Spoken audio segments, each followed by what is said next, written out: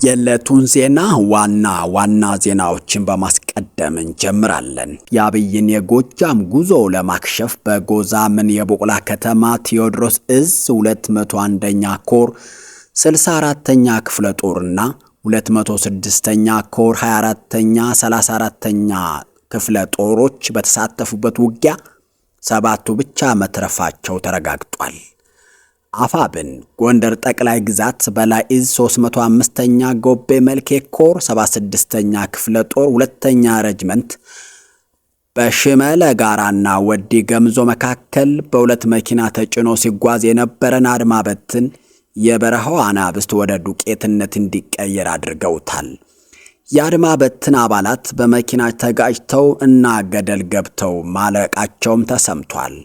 ወደ ዝርዝር ዜናው እናልፋለን። ሐምሌ 2 2018 ዓመተ ምህረት ከቀኑ 9 ሰዓት ከምዕራብ ጎንደር ዞን መተማ ወረዳ ገንደ ውሃ ከተማ አድማ በትን ባንድ 10 ጎማ መኪናና ባንድ ኦባማ መኪና ተጭነው ደሞዝ ተቀብለው ወደ ሸመለ ጋራ ሲመለሱ በወዲ ገምዞና ሸመለ ጋራ መካከል ላይ ደፍጦ በመቆየት ከፍተኛ ቁጥር ያለው አድማ በትን ሙትና ቁስለኛ ሆኗል።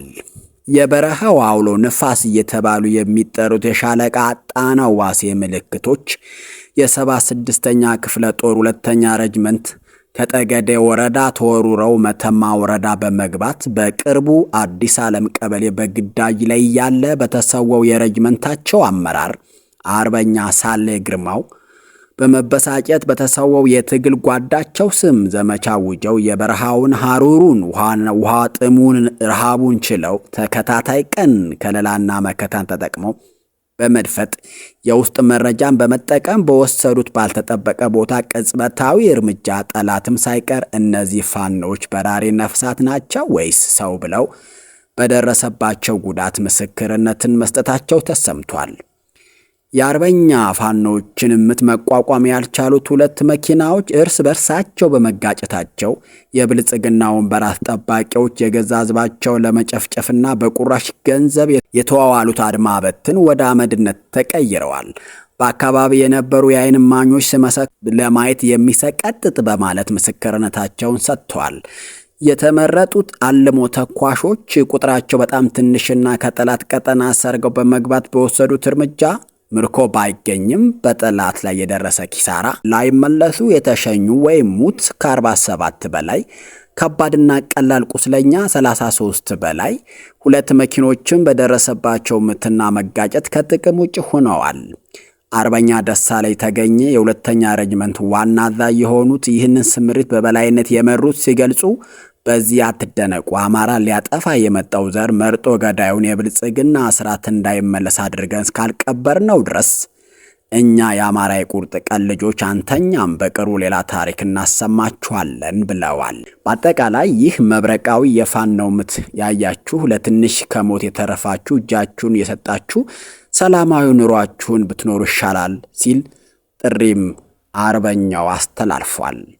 አርበኛ ባንዲራው ግርማይ 305ኛ ኮር የህዝብ ግንኙነት መምሪያ ኃላፊ እንዳደረሰን በላስታና በጋዞ ግንባሮች በተደረገው ውጊያ ፋኖ መልክዓ ምድሩን ያገናዘበ የጦርነት ስልት በመንደፍ የጠላትን ሁለት ሙሉ ክፍለ ጦር ሰራዊት በከበባ ውስጥ በማስገባት አሽመድምዶ አንጸባራቂ ድል አስመዘገበ። በዚህ ስልታዊ ኦፕሬሽን አብዛኛው የጠላት ኃይል በፋኖ አፈሙዝ ከመደምሰሱ ባሻገር ከጦር ሜዳው ለመሸሽ በሚሞክርበት ወቅት 200 እና 300 ሜትር ጥልቀት ባላቸው ገደሎች ተፈጥፍቶ ከፍተኛ ኪሳራ እና እልቂት ተከናንሟል። ፋኖ በወሰደው ተፈጥሮ እንደጀም ባደረገው በዚህ ጥቃት የጠላት ወታደራዊ ቁሳቁስ በመማረክ የጠላትን ሰራዊት በትኖ የጦር ሜዳው ሙሉ በሙሉ በመቆጣጠር የበላይነቱን ዳግም አረጋግጧል።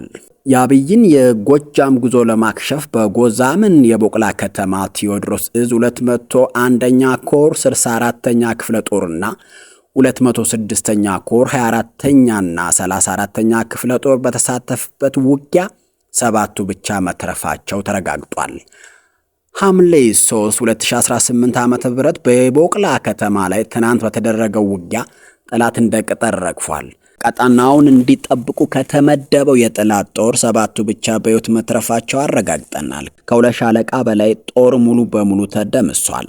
ጀግኖች ምሽግ ላይ በቦምብ የአብይን ሰራዊት አስቀርተውታል። ይህንን ያየ ጠላት ዛሬም እየተጨነቀ ይገኛል። ጀግኖች በጠላት ላይ የፎከሩ ታሪክ የሰሩበት ውጊያ ነበር።